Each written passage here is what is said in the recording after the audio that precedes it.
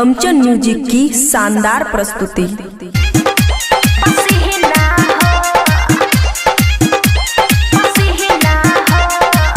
खुशी recording studio बलुआहा।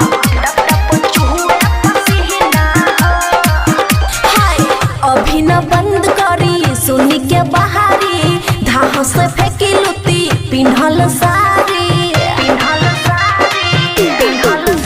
एहो अभी न बंद करी सुनी के बहारी, धाह से फेंकी लुती पिन्हल सारी।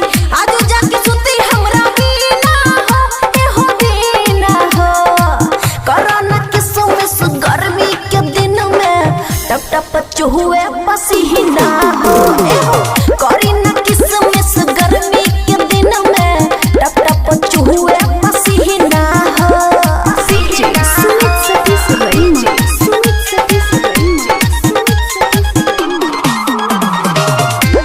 खुशी रिकॉर्डिंग स्टूडियो बलुआहा।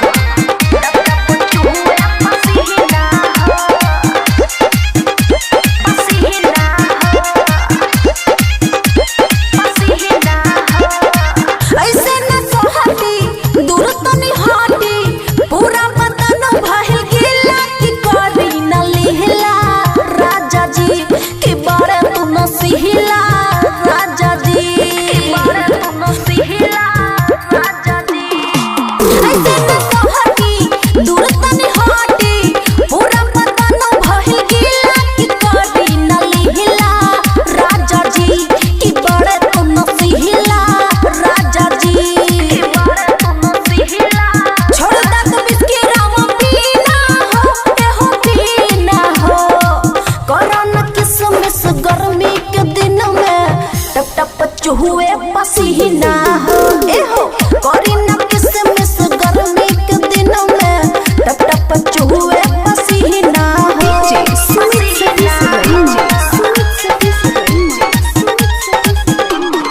खुशी रिकॉर्डिंग स्टूडियो बलुआहा।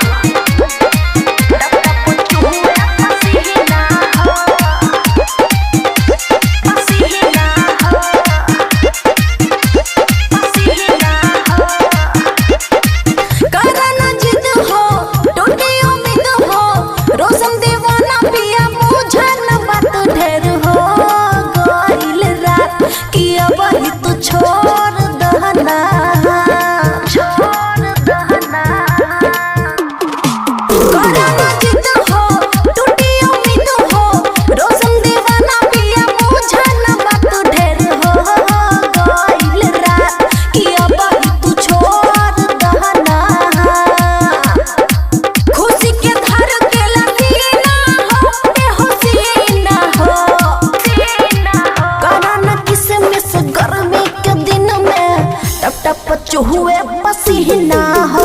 एहो कोरोना किसमिस गर्मी के दिन में चुहला टप टप पसीना हो।